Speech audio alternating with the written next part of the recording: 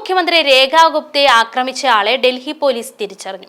ഗുജറാത്തിലെ രാജ്കോട്ട് സ്വദേശിയായ രാജേഷ് സക്രിയ എന്നയാളാണ് ആക്രമണത്തിന് പിന്നിലെന്ന് പോലീസ്.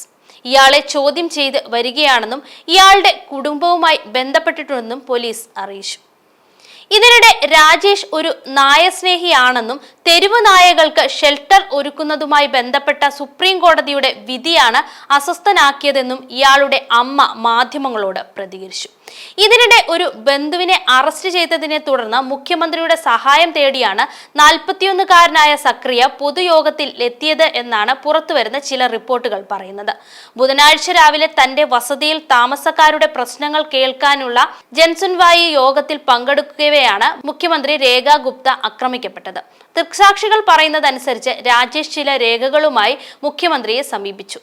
സംഭാഷണത്തിനിടെ അയാൾ ബഹളം വയ്ക്കുകയും മുഖ്യമന്ത്രിയെ ആക്രമിക്കുകയുമായിരുന്നു. രാജേഷ് മദ്യപിച്ചിരുന്നതായി ചില ദൃക്സാക്ഷികൾ അവകാശപ്പെട്ടെങ്കിലും ഇതുവരെ സ്ഥിരീകരിച്ചിട്ടില്ല. ആക്രമണം നടന്നയുടൻ മുഖ്യമന്ത്രിയുടെ സുരക്ഷാ ഉദ്യോഗസ്ഥർ ഇയാളെ പിടികൂടി.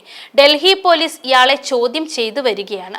Delhi police commissioner SBK Singh ആണ് അന്വേഷണത്തിന് മേൽനോട്ടം വഹിക്കുന്നത്. എന്നാൽ ഈ ആക്രമണത്തിന് പിന്നിൽ രാഷ്ട്രീയ ഗൂഢാലോചനയുണ്ടെന്ന് BJP സംശയം പ്രകടിപ്പിച്ചിട്ടുണ്ട്.